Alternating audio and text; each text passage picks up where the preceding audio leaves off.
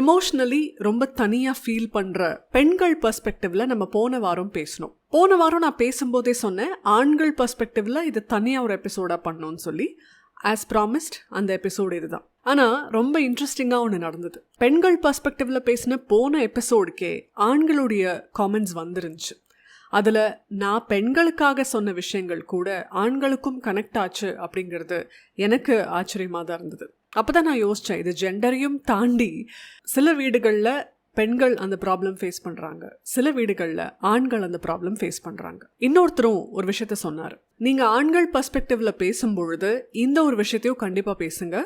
கல்யாணத்துக்கு அப்புறம் அம்மா மற்றும் சகோதரிகள் இவங்க கிட்ட இருந்து ஆண்கள் ஃபேஸ் பண்ணக்கூடிய ப்ராப்ளம்ஸ் பற்றியும் நீங்கள் பேசுங்க அப்படின்னு சொல்லியிருந்தாங்க.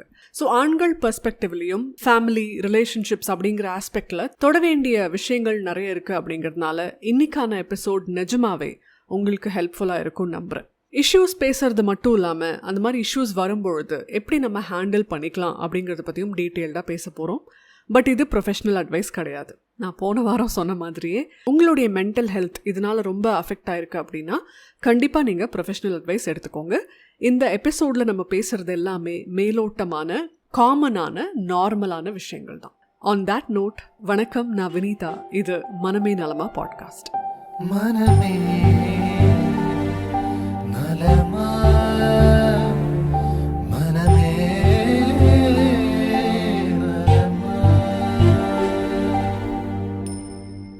மென் எமோஷன்ஸ், ஆண்கள் உணர்வுகள் அப்படிங்கிற 2 வார்த்தையுமே ஒரு சென்டென்ஸில் சொல்கிறதே ஒரு பெரிய குத்தம் மாதிரி இந்த சொசைட்டி பார்க்கும். ஏன்னா ஆண்கள்னா எமோஷ்னல் கிடையாது, ஆண்கள்னா லாஜிக்கல். அவங்க எப்போவுமே உணர்வு சார்ந்து யோசிக்க மாட்டாங்க, அவங்க லாஜிக்கலாக தான் யோசிப்பாங்க அப்படின்னு சொல்லி இப்படி ஒரு ஸ்டீரியோ டைப்குள்ள ஆண்களை தள்ளி ஆண்கள் ஏதோ உணர்வுகளே இல்லாத ஜடங்கள் மாதிரி நம்ம ஆக்கிட்டது அப்படிங்கிறது.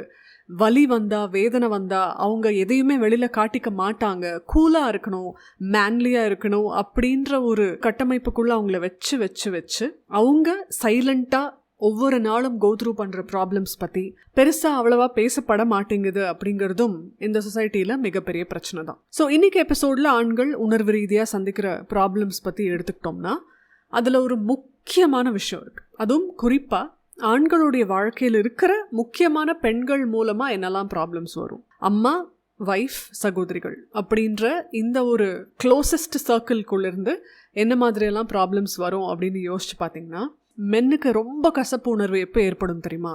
தான் யார் அப்படிங்கிறதுக்காக இல்லாமல் தன்னால் என்ன கொடுக்க முடியும் அப்படிங்கிறதுனால மட்டுமே ஒரு ஆண் மீது அன்பும் மரியாதையும் கொடுக்கப்படுது அப்படின்னா அதை ரியலைஸ் பண்ணுற தருணம் தான் ஆணுக்கு ரொம்ப வலி கொடுக்கக்கூடியது. இதை நானாக சாதாரணமாக சொல்லலை, சைக்காலஜியில் இதை இன்ஸ்ட்ருமெண்டலைசேஷன் அப்படின்னு சொல்கிறாங்க. அதாவது எமோஷன்ஸ் நிறைஞ்ச ஒரு இன்டர்னலான ஒரு உலகம் இருக்கிற ஒரு ஆணை மனுஷனாக பார்க்காம மற்றவர்களுடைய பிரச்சனையை சால்வ் பண்ணுற, பணப்பிரச்சனைகளுக்கு எப்போவுமே ஒரு சொல்யூஷன் கொடுக்குற, இன்னொருத்தரோட ஸ்ட்ரெஸ்ஸை கம்ப்ளீட்டாக உள்வாங்கிக்கக்கூடிய உபகரணமாக நம்ம ஒரு ஆணை பார்க்குறோம் அப்படின்னா அதுதான் இன்ஸ்ட்ருமெண்டலைசேஷன். போன எபிசோடில் பெண்கள் பர்ஸ்பெக்டிவில் பேசும்போது நான் சொன்னேன், வீட்டில் போய் இவங்க கிட்ட நம்ம பிரச்சனையை சொல்லி அவங்க கேட்டும் கேட்காம கண்டுக்காமல் போகிறதுக்கு பாத்ரூம்லேயோ கார்லேயோ உட்காந்து அழுதுட்டு போயிடலாம் அப்படின்னு சொல்லி நான் ஒரு வார்த்தை சொன்னேன். அதே மாதிரி தான் ஆண்களும் ரோடில் ஏதோ ஒரு இடத்துல ஓரமாக காரை நிறுத்தி விரக்தியோட உச்சத்தில் எதுவுமே பேசாமல் அமர்ந்திருக்கிறதாகட்டும், வீட்டுக்கு போகும்போது இந்த கதவை திறந்து நான் உள்ளே போயிட்டேன்னா கம்ப்ளீட்டாக நான் வேறு மாதிரி ஆயிடணும், எனக்கு பிரச்சனைகள்லாம் இருக்கக்கூடாது, மற்றவர்கள் என்ன பிரச்சனை சொன்னாலும் அதை கேட்கக்கூடிய, அதை சால்வ் பண்ணக்கூடிய ஒரு ஆளாக தான் நான் இருக்கணும் அப்படின்னு நினைக்கிற ஆண்கள் நிறைய பேர் இருக்காங்க. அந்த ஒரு மோட் ஸ்விட்சிங் பண்ணுற ஆட்கள் நிறைய பேர் இருக்காங்க. இந்த வலியும் எமோஷ்னல் நெக்லெக்டால் வரக்கூடிய விஷயங்கள் தான். இது ஏன் இவ்வளோ வலி கொடுக்கக்கூடியதாக இருக்குது அப்படிங்கிறத நம்ம புரிஞ்சுக்கணுன்னா சைல்ட்ஹுட் எமோஷ்னல் நெக்லெக்ட் அப்படிங்கிற டேர்மை நம்ம புரிஞ்சுக்கணும். சைக்காலஜிஸ்ட் டாக்டர் ஜோனிஸ் வெப் அப்படிங்கிறவங்க தான் இந்த ஒரு டேர்மை பாப்புலரைஸ் பண்ணியிருக்காங்க. இந்த சைல்ட்ஹுட் எமோஷ்னல் நெக்லெக்ட் அப்படிங்கிறது அப்யூஸ் கிடையாது, யாரையும் வார்த்தைகள் மூலமாகவோ இல்லை ஃபிசிக்கலாகவோ வருத்தக்கூடிய விஷயம் கிடையாது. இமோஷ்னலாக தன்னை பார்க்க யாருமே இல்லை அப்படின்ற ஒரு இன்மை இருக்கு இல்லையா, அதுதான் இதுக்கான காரணம். ஸோ இது மென்ஸ் பர்ஸ்பெக்டிவ்லையும் சரி, ஃபீமேல் பர்ஸ்பெக்டிவ்லையும் சரி, இந்த நெக்லெக்ட் அப்படிங்கிறது ஒரு ஆப்சன்ஸ் தான், ஒரு இன்மை தான். பசங்களுக்கு அப்படின்ற பெர்ஸ்பெக்டிவ்ல பார்க்கும்பொழுது ஒரு சோஷியலாஜிக்கல் கான்செப்ட் ஒன்று சொல்கிறாங்க, அதாவது ஜெண்டர் ரோல் கான்ஃப்ளிக்ட் ஸ்கேல்.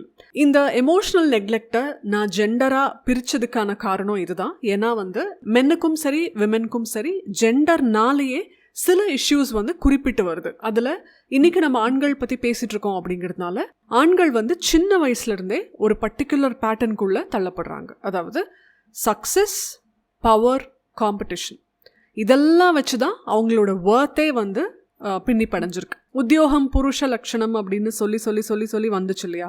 இது பரவாயில்ல. இதை விட வேர்ஸ்டான ஒரு விஷயம் என்னென்னா ரெஸ்ட்ரிக்டிவ் எமோஷ்னாலிட்டி. அதாவது எமோஷன்ஸை வெளியிலேயே காட்டாமல் ரெஸ்ட்ரிக்ட் பண்ணி பண்ணி வச்சுக்கணும். உனக்கு பயம் இருக்கா, வெளியில் காட்டாத. உனக்கு வலிக்குதா, வெளியில் காட்டாத. உனக்கு ஆறுதல் தேவைப்படுதா, ரொம்ப வீக்காக இருக்க அப்படின்னு தான் இந்த உலகம் புரிஞ்சுக்கும் அப்படின்னு சொல்லி எமோஷன்ஸை வெளியில் காட்டவே விடாமல் ஆண்கள் வளர்க்கப்பட்டிருக்காங்க. ஸோ அப்பா இல்லாமல் அம்மாவும் சகோதரிகள் மட்டும்தான் ஒரு வீட்டில் இருக்காங்க அப்படின்னா ஆட்டோமேட்டிக்காக அந்த வீட்டில் இருக்கிற ஆண் தான் மேன் ஆஃப் த ஹவுஸ் அப்படிங்கிற அந்த பொறுப்பை எடுக்க வேண்டியிருக்கு. ஸோ அந்த ஃபேமிலியில் என்ன ப்ராப்ளம்ஸ் இருந்தாலும் இந்த பையன் எவ்வளோ ஏர்லி ஸ்டேஜில் இருந்தாலும் சரி அந்த பொறுப்புகள் எல்லாத்தையும் தன்னுடைய ஷோல்டரில் எடுக்க வேண்டிய பொறுப்பு ஆட்டோமேட்டிக்காக ஆண்களுக்கு வந்துடுது.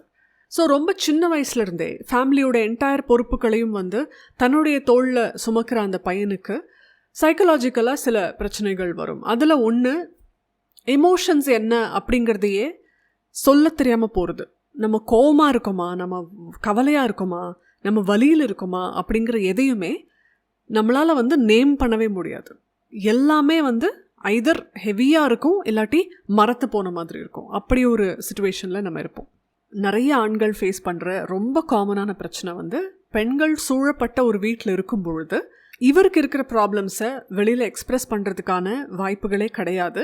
அது வெளிப்பட்டாலும் ரொம்ப தப்பாக வெளிப்பட்டு நிறைய ப்ராப்ளம்ஸ்க்கு தான் அது வழிவகுக்கவும் செய்யுது. உதாரணத்துக்கு ஒரு வீட்டில் அம்மா இருக்காங்க, அதுவும் கணவனை இழந்த ஒரு அம்மா இருக்காங்கன்னா ஆட்டோமேட்டிக்காக தன்னுடைய பிள்ளையை தான் அவங்க கம்ப்ளீட்டான ஒரு சப்போர்ட்டிங் பில்லராக பார்ப்பாங்க. அது ஃபினான்ஷியல் தேவையாக இருந்தாலும் சரி, இல்லை எமோஷ்னல் நீட்ஸாக இருந்தாலும் சரி. தனக்கு ஒரு பயம் இருக்குது, கவலை இருக்குது அப்படின்னா உடனே பையன்கிட்ட சொல்லிடலாம், பையன் பார்த்துப்பான் அப்படின்ற ஒரு அந்த நம்பிக்கை இருக்கு இல்லையா? அது அந்த பையன் மேலே விழுந்து விழுந்து விழுந்து அது அவனுக்கே தெரியாமல் அது ஒரு பெரிய பேர்டன் ஆகுது. என்ன வீட்டில் பிரச்சனை இருந்தாலும் பையன் பயமோ இல்லை தயக்கமோ இல்லை ஒரு கஷ்டமோ வெளிப்படுத்தாமல் அதை சால்வ் பண்ணக்கூடிய ஒரு ஆளாக தான் இருக்கணும் அப்படின்னு எதிர்பார்க்கப்பட்டுட்டே வந்துட்டுருக்காங்க. அண்ட் கல்யாணம் அப்படின்னு வரும்பொழுது பிரச்சனை இன்னும் பெருசு தான் ஆகும். ஏன்னா ஆல்ரெடி இப்படி ஒரு வீட்டில் ஒரு ஒய்ஃபும் உள்ளே வராங்கன்னு போது அந்த ஒய்ஃபும் தன்னுடைய கணவன் எமோஷ்னலி வல்னரபிளாக இருக்கணும், தான் என்ன சொன்னாலும் அதுக்கான ஒரு எமோஷ்னல் சப்போர்ட்டாக இருக்கணும் அப்படின்னு எதிர்பார்க்கறது ரொம்ப இயல்பு. அது இங்கே நடக்காது அப்படிங்கிறது அவங்களுக்கு தெரிய வரும்பொழுது அவங்களும் சஃபர் ஆகுறாங்க, இங்கேயும் எல்லாமே கஷ்டமாக இருக்குது. ஏன் ஆல்ரெடி அந்த வீட்டில் அந்த ஆண் தனக்கான இமோஷன்ஸ் என்ன அப்படிங்கிறத நேம் பண்ணவே தெரியாமல் ஒரு டிஃபென்ஸ் மெக்கானிசமோடய இருந்திருக்கார். ஸோ அவர் ஏதாவது வெளிப்படுத்தினாரு அப்படின்னா அது பிரச்சனையில் தான் போய் முடியும். நீங்கள் யூஸ்வலாக யோசிச்சு பாருங்கள், ஒரு வீட்டில் ஏதோ ஒரு சின்ன விஷயத்துக்காக ஒரு சண்டை வருது அப்படின்னும் பொழுது விமென் சூழப்பட்ட இந்த ஒரு ரூமில் இந்த ஆண் ஆர்கியூ பண்ணும்பொழுது இந்த ஆண் வெளிப்படுத்தக்கூடிய எமோஷன்ஸ் அது பயமாக இருந்தாலும் வலியாக இருந்தாலும் அது சத்தமாக கோவமாக வெளிப்படும் பொழுது ஓ இவன் கத்துறான் அப்படின்ற ஒரு டொனாலிட்டியில் தான் வெளிப்படும். ஸோ ஆணுக்கே தனக்கு இருக்கிறது என்னங்கிறது நேம் பண்ண முடியாதப்போ அவர் வெளிப்படுத்துறதுலையும் ஒரு பெரிய சிக்கலை ஃபேஸ் பண்ணுவார். யார் என்ன எமோஷன்ஸ் வெளியில் கொட்டினாலும் அது ஆண் லாஜிக்கலாக எமோஷன் ஆகாமல் அப்சார்ப் பண்ணிக்கணும்னு எதிர்பார்க்குற இந்த குடும்பம் அந்த ஆண் ஒரு விஷயத்தை எக்ஸ்ப்ரெஸ் பண்ணும்பொழுது அப்படியே சைலண்ட் ஆயிரும். அப்போ அவனை ஓ இவன் கத்துறான் அப்படின்ற ஒரு லேபிளில் அடக்கிக்கும். ஒரு ஆண் கத்துறது அப்படிங்கிறது ஒரு வீட்டில் மற்றவங்களுக்கு எல்லாருக்கும் பெரிய அசௌகரியம். அதே மாதிரி அவர் மேலே ஒரு வெறுப்பு வரும். ஸோ அவருக்கு ஆக்சுவலாக வலி இருக்குது, அவரே அங்கே வல்னரபிளாக தான் இருக்குது அப்படிங்கிறதெல்லாம் யாருக்கும் புரியாது. அவர் வெளிப்படுத்துகிற விதம் இப்படி இருக்குது அப்படிங்கிறதுனால அது ஆட்டோமேட்டிக்காக ஒரு பெரிய பிரச்சனையில் தான் போய் முடியுது. இன்னொரு மிகப்பெரிய பிரச்சனை என்னன்னா, ஒரு விஷயத்தை ஃபிக்ஸ் பண்ணக்கூடிய ஆளாக இருக்கும், ஒரு பிரச்சனையை சால்வ் பண்ணக்கூடிய ஆளாக இருக்கும், இல்லை எது தேவையோ அதை கொண்டு வந்து கொடுக்கக்கூடிய ஆளாக இருக்கும் அப்படின்னும் பொழுது நம்மளுடைய செல்ஃப் ஒர்த்தும் அதை சுற்றியே இருக்குது. இப்போது ஒரு ஆண் சம்பாதிக்கிறாரு, குடும்பத்தை பார்த்துக்கிறாரு அப்படின்னும் பொழுது சொசைட்டி அந்த ஆணை பயங்கரமாக தாங்கும். பா எப்படி இருக்கா அந்த பொறுப்பான புள்ள, வீட்டை எப்படி பார்த்துக்கிறான் அப்படின்லாம் சொல்லி அந்த ஃபேமிலியில் ரிலேட்டிவ்ஸ் ஆகட்டும், வெளியில் சொசைட்டி ஆகட்டும், எல்லாரும் அந்த பையனை அப்படியே புகழ்வாங்க இல்லையா? ஸோ இப்போ இதை விட்டுட்டு வெளில வர்றது அப்படிங்கிறது அந்த பையனுக்கு ஒரு பெரிய ஒரு பிரச்சனையாயிரும்.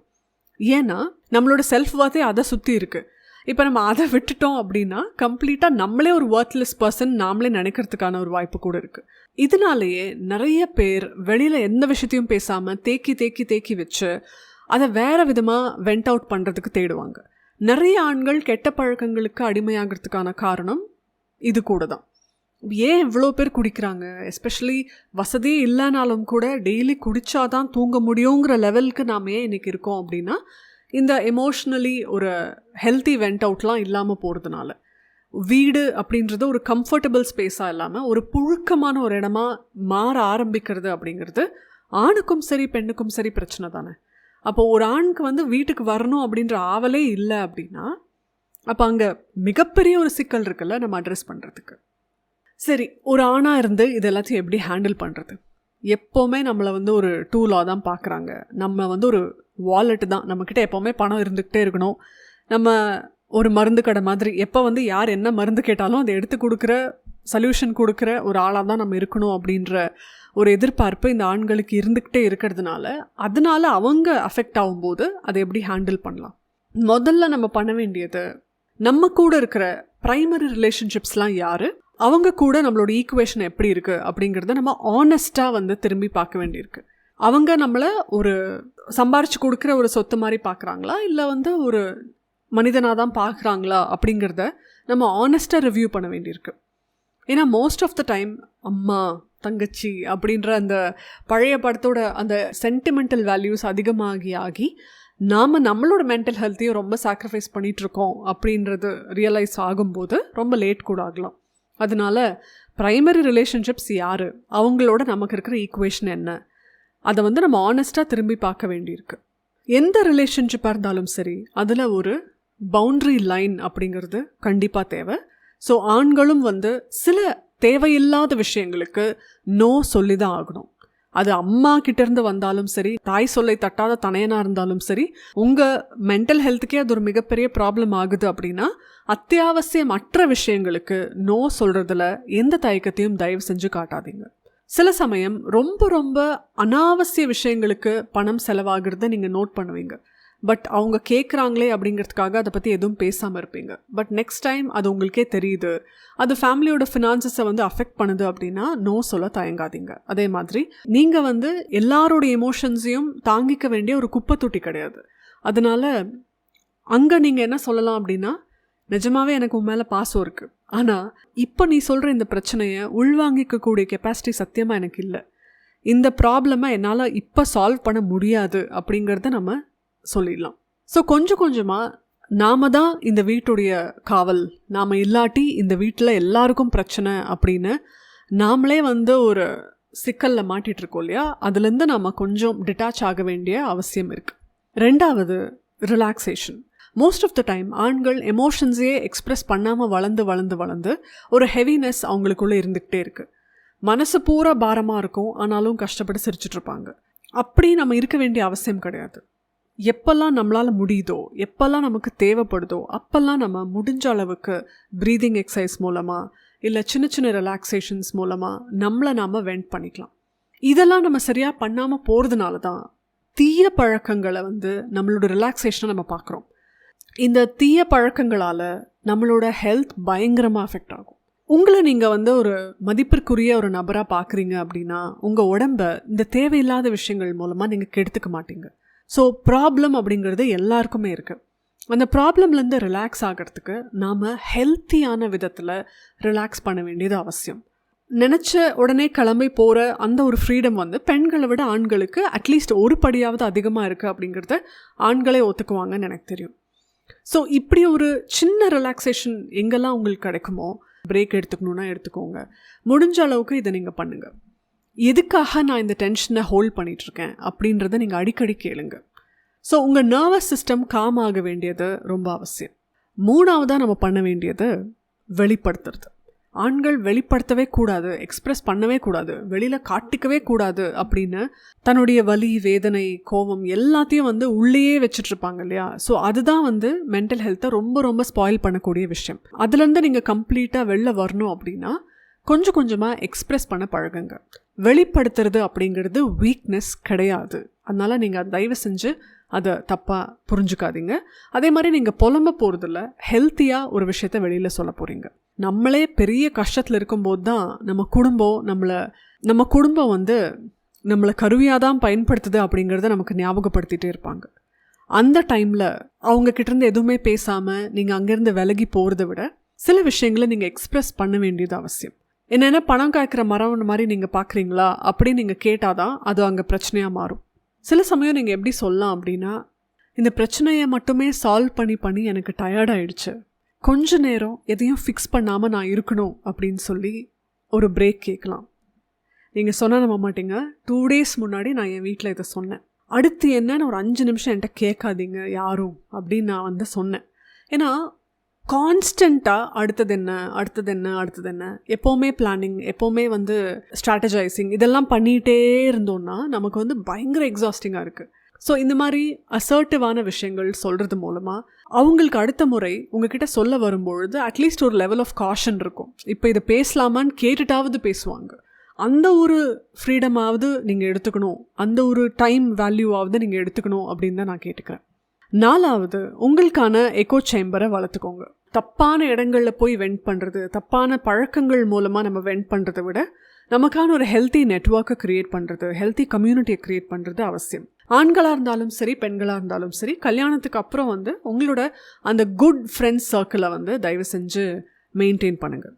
குட் ஃப்ரெண்ட்ஸ் அப்படின்னு நான் யாரை சொல்கிறேன் அப்படின்னா, நிஜமாகவே உங்கள் வேல்யூஸோடு அலைன் ஆகிறவங்க. இப்போ நீங்கள் வந்து ஒரு ஃபேமிலி லவ்விங் காட் ஃபியரிங் பர்சனாக இருக்கீங்கன்னா உங்களுக்கு ஃப்ரெண்டாக இருக்கிறவங்களும் அப்படி இருக்கிறவங்களா இருக்கணும், இல்லாட்டி அதை மதிக்கக்கூடியவங்களாக இருக்கணும். கம்ப்ளீட்டாக ஆப்போசிட்டாக இருக்கிறவங்க நம்ம ஃப்ரெண்டாக ரொம்ப நாள் வச்சுக்க முடியாது, நம்மளாலேயும் அந்த ஃப்ரெண்ட்ஷிப்பில் ரொம்ப நாள் இருக்க முடியாது. ஸோ நம்ம வேல்யூஸோடு அலைன் ஆகிற மெச்சூர்டான ஒரு நெட்வொர்க் நம்ம கூட இருக்கிறது அவசியம். அது ஆண்களாக இருந்தாலும் சரி, பெண்களாக இருந்தாலும் சரி. ஸோ அந்த ஒரு நெட்வொர்க்கை வளர்த்துக்கோங்க. இந்த தனியாகவே இருந்து புழுங்கிறது, காருக்குள்ளேயே உட்காந்து யோசிக்கிறது, அப்புறமா மொட்டை மாடியில் உட்காந்து ஸ்மோக் பண்ணிகிட்டே நம்ம வாழ்க்கையே எப்படி இருக்குன்னு புலம்புறது, இப்படியே வார்த்தைகளை வெளியில் சொல்லாமல் ஆண்கள் தனக்குள்ளே தேக்கி வச்சுருக்கிற அத்தனை எமோஷன்ஸுமே அவங்களோட மென்டல் ஹெல்த்துக்கு வந்து ஒரு மிகப்பெரிய பிரச்சனை. இன்றைக்கி இந்த எபிசோடை முடிக்கும் பொழுது நான் உங்ககிட்ட சொல்ல வேண்டிய முக்கியமான விஷயம் என்னென்னா, நம்மளை ஒரு பேட் ஹஸ்பண்ட்னு சொல்லிடுவாங்களோ, நம்மளை ஒரு பேட் சன்னு சொல்லிடுவாங்களோ, நம்மளை ஒரு பேட் பிரதர்னு சொல்லிடுவாங்களோ அப்படின்ற பயத்தை விடுங்க. உங்களை யாரும் எக்ஸ்ப்ளாய்ட் பண்ணுறத நீங்கள் அனுமதிக்காமல் இருக்கிறது கெட்ட விஷயம் கிடையாது. ரொம்ப கான்ஷியஸாக உங்கள் வாழ்க்கையை தேர்ந்தெடுக்கிற ஒரு நபராக தான் அது உங்களை காட்டும். சத்தியமாக எம்டி கப்லேருந்து யாராலையும் எதையுமே கொடுக்க முடியாது. அப்பப்போ நாமளும் நம்மளோட கப்பையும் ஃபில் பண்ணிக்க வேண்டிய கடமையும் உரிமையும் நமக்கு இருக்குது. ஸோ ஜென்யூனாக மற்றவங்களை நேசிக்கணும் அப்படின்னா முதல்ல ஜென்யூனாக நாம் நம்மளை நேசிக்கணும், நம்ம மதிக்கணும். ஸோ நம்மளை கம்ப்ளீட்டாக சாக்ரிஃபைஸ் பண்ணிவிட்டு ஒரு டோர்மேட் மாதிரி மற்றவங்களுக்கு நாம் இருக்க வேண்டிய அவசியம் கிடையாது. உங்கள் வேல்யூ அப்படிங்கிறது நீங்கள் என்ன கொடுக்குறீங்கிறது கிடையாது, நீங்கள் யார் அப்படிங்கிறத பொறுத்து தான். உங்களை என்னுடைய சகோதரனை நினச்சி நான் இந்த விஷயத்த சொல்கிறேன். உங்களோட எமோஷன்ஸ் கம்ப்ளீட்டாக வேலிடானது. அது சரியான விதத்தில் எக்ஸ்ப்ரெஸ் பண்ண மட்டும் கற்றுக்கோங்க. வாழ்க்கை உங்களுக்கு சாதகமாகவே இருக்கும். மீண்டும் அடுத்த மனமே நலமா எபிசோடில் சந்திக்கலாம். நன்றி.